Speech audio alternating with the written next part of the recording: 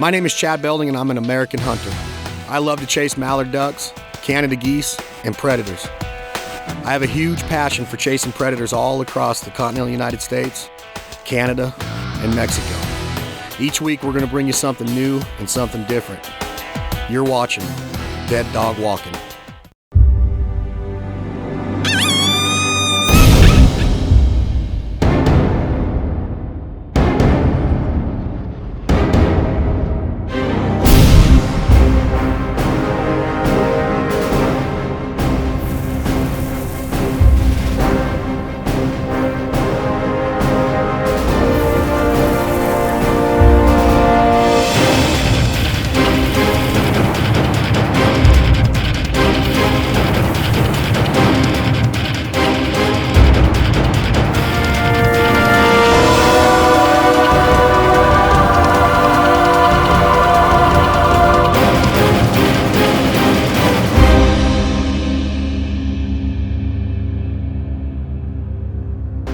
Guys, Alex and I have been friends for a long time. You know, right around 2002 we met up, and he had never been into predator hunting, and it was my passion when we met. And since then, obviously, you know, we've developed some things together in the waterfowl industry. But to see Alex, you know, get into predator hunting the way he has over the last year and a half, I mean, it excites me, and it just shows me that this sport is for anybody and everybody. I mean, Alex never thought that he would call in a coyote. In the first 20 stands, he didn't, but once he started getting consistent with it, I mean, it's hard to stop him from going on stand now. And he's got a buddy, Riley McLaughlin, up there. And Riley's a good hunter. He's a killer. He's a young kid. He's got a lot of intensity for hunting in the outdoors. And you put those two together, and it's a good team. And I'm proud to say that they're part of Banded Productions and Dead Dog Walkin. Up in the state of Washington, obviously it doesn't matter where you're at. There's predators. They're on them. That's what we're going to do this week. We're up in the state of Washington. Alex Langbell, Riley McLaughlin. You're watching Dead Dog Walkin.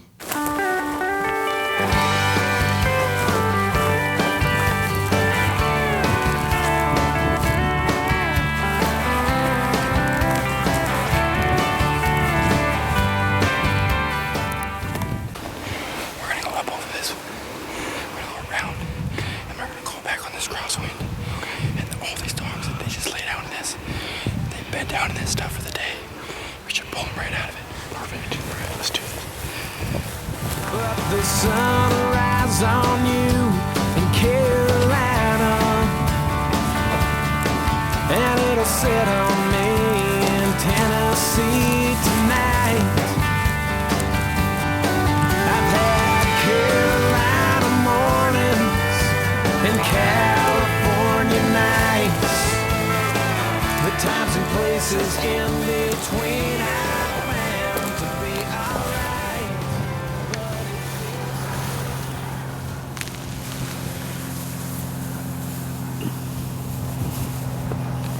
So we walk in about a half a mile, beautiful country. There's got to be coyotes around. Riley's done his homework. We set up. I'm shooting right over Riley's back. It should be awesome. We start out with the woodpecker in distress.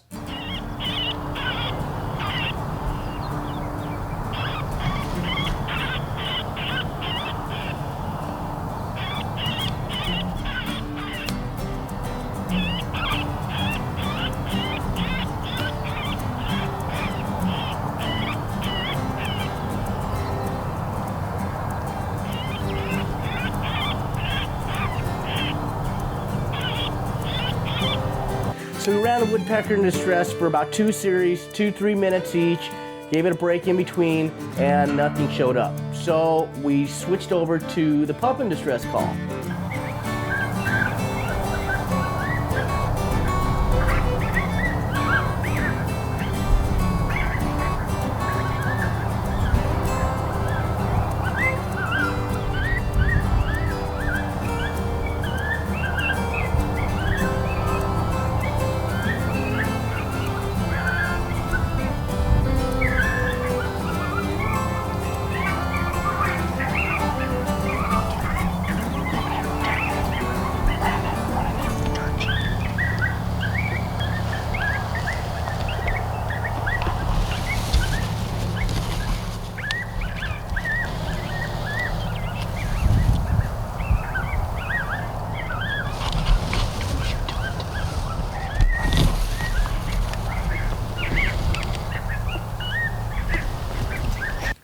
So about a minute, actually less than a minute, this coyote comes bombing down this hill. I can barely get the camera on him, trying to get focused. He disappears in the little valley there. I'm waiting, looking for where he's gonna pop up. Guess what? 60 yards to the left of us, just downwind. He's standing there looking at Riley. Riley gets his escort up, he's on him. He could have shot him twice. I couldn't get the camera on him. You know, that's just part of the game. He smelled us, he spun around, he's out of there. That was the end of that stand. Obviously, they didn't get the kill on that stand, guys, but one thing's for sure. They got a coyote within 60 yards of them. They probably could have smoked him. Hey, it didn't happen. You got to stay confident and stay persistent. On to the next stand. You never know what's going to come in. Think outside the box. Change up some sounds just like Riley did there. He went from the bird in distress to the pups in distress. It worked. It got that coyote's attention. You never know what they're going to want to hear that day. You just got to keep trying new things until you find what works for you. And when it does, stick to it. And if it starts not to work, maybe go back to what you were doing before. Just have an entire arsenal and be the most confident predator hunter that you can be. Become a fan at facebook.com/bandednation.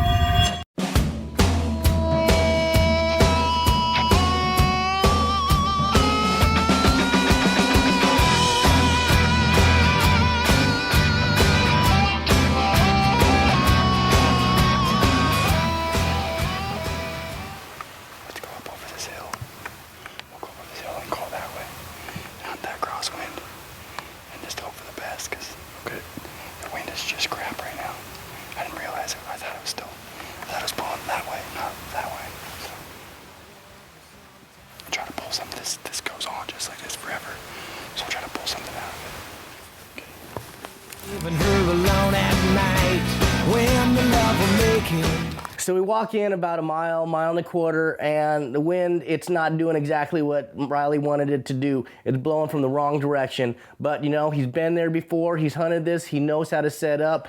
It pays off when you know the area you're hunting.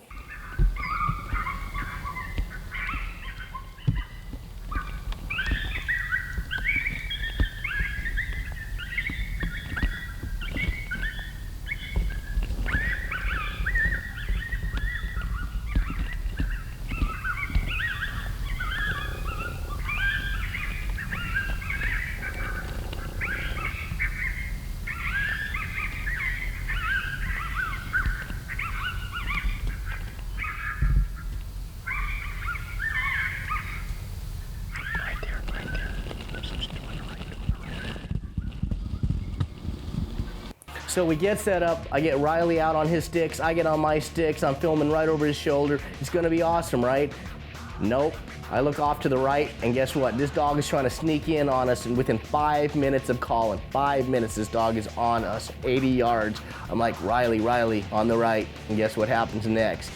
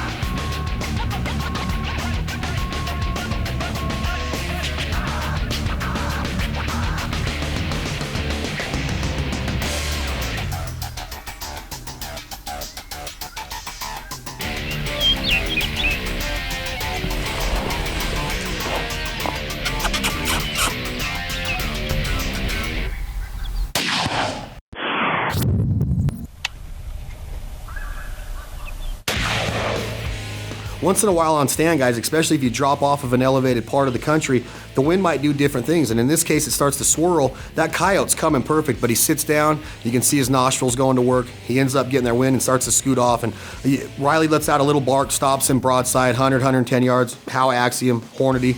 I mean, there's not really much else to say. But you just got to be prepared. Think like an athlete. Think 2 or 3 steps ahead. If that coyote does turn and scoot, be ready to bark or let out a little short howl and stop him in his tracks. Get a shot. That's what happened. Great job, Riley. 5 minutes. 5 minute set. 5 minute set. Oh. Dropped him. Oh. Accomplished this. Dunzo. Got the howler. 22-250. Hit him hard. That was the end of it. That was the end of it. Alexa says, right there. I'm like, where? Looking hard. Right to the right. Little did I know, right to the right was 80 yards. I'm just sitting there. Oh, dude, that was so awesome.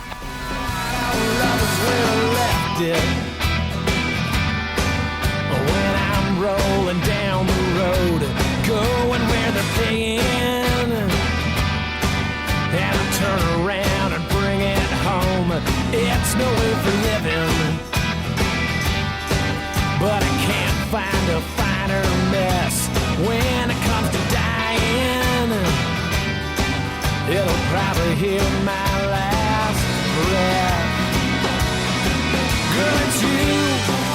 You're the only one I want in my life, and it's true. You're the only one I want in the night. Our love is where I left it. You know, people ask why we coyote hunt and, you know, what's the benefit of it, and I'm going to tell you what the benefit is. If you look right below me, the farmer was missing his dog a couple days ago, and we found it. Coyotes got into it. A lot of times these coyotes, they'll pull a dog away and then the pack will ambush it, and that's exactly what happened. If you look to the left, you can see where they got into it, fighting over this dog, and it's sad. So, you know, that's one of the reasons we do it. Predator management. Follow us at twitter.com/banditnation.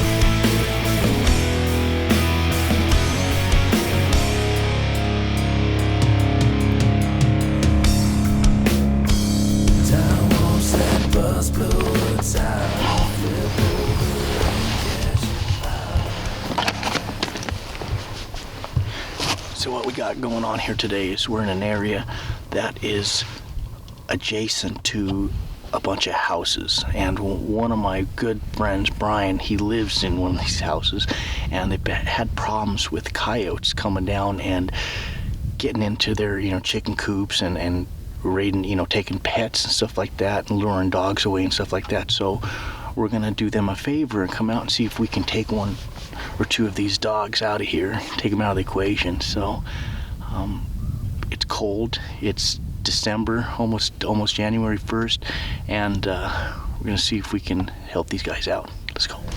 I sat there on this wreck we live each day. Can't take my eyes away. No reason I should stay. Saying no.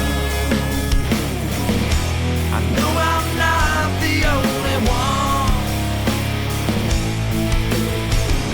to bring your life completely down. And I know I'd never be the one, never be the one to shine.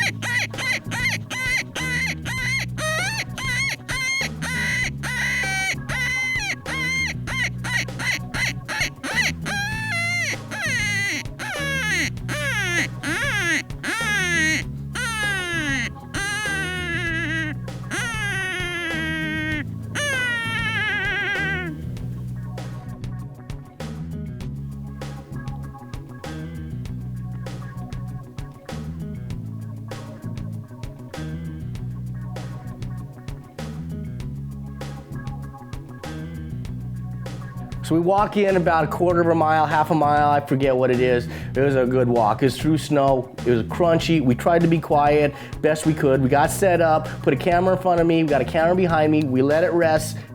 Everything calmed down for about 10 minutes, and then I started my series. I made 3 series of calls with 2 breaks in between, about 2 minutes in between. On my 3rd series, bam, here comes Mr. Coyote. I don't see him, Brian sees him because he's behind me, he's elevated, he sees everything, but he's right in front of me about 100 yards behind some sagebrush.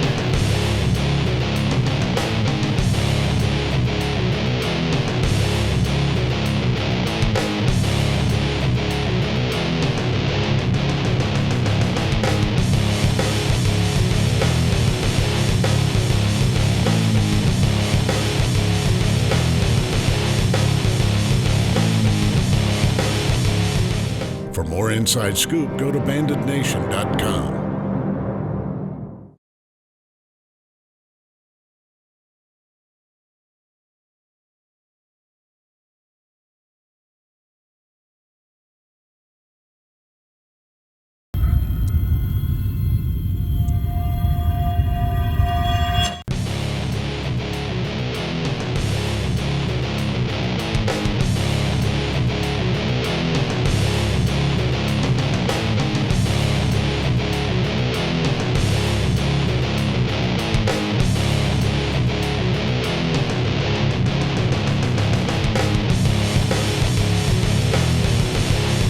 So I finally see this coyote, right? And it does what every other coyote seems to want to do, and it goes downwind to smell what's making that sound. And it finally smells us, and it tries to get out of dodge, but I give it a lip smack.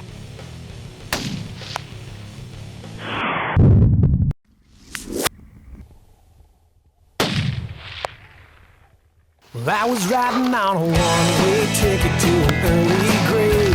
My path of destruction has long been paved. If not for you, I might have never been saved, but you caught me at a bad time. How could you not get pumped about that? What's that? He started up here, went all the way around, and then came back. Once he came around, got our wind, and it was taken. Did you get him coming down? Smack down on the coyote. That's about a 100-yard shot. Beautiful coyote. Started with the rabbit in distress. Started out quiet when we got in here. The snow's pretty crunchy. You know, let it calm down a little bit. Waited about 10 minutes. Started calling nice and soft. Got a little bit louder, and then I really got after it the 3rd series.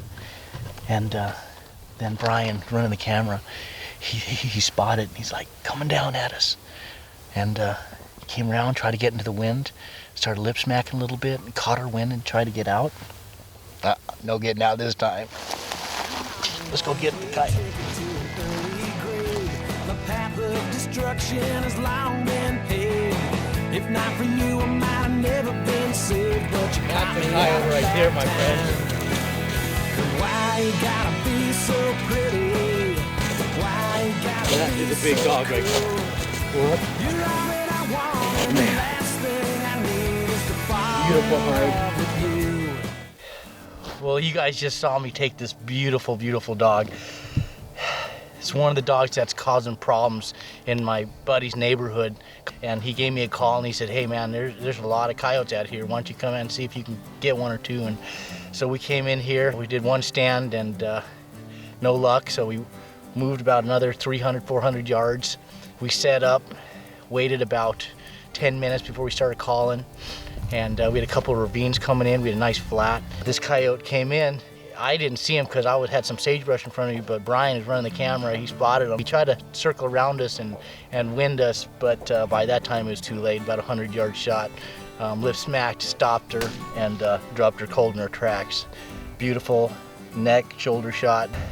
We used the Mojo critter right here, set it out about 40, 50 yards in front of us. Had an escort shotgun with the heavy shot choke tube and shooting heavy shot, and also had the Howa Axiom 22-250. Awesome, awesome round. coyote hunting. It's a fast-growing sport. It's easy to get into. We're totally on public ground right now. This area we're hunting is elk wintering ground, and these coyotes will chase these elk around, and so, you know, by coming in here and doing our part and taking out one of these coyotes, it's just a really good feeling. So I hope you guys enjoyed that. Stay tuned. We'll be right back with more Dead Dog Walkin'.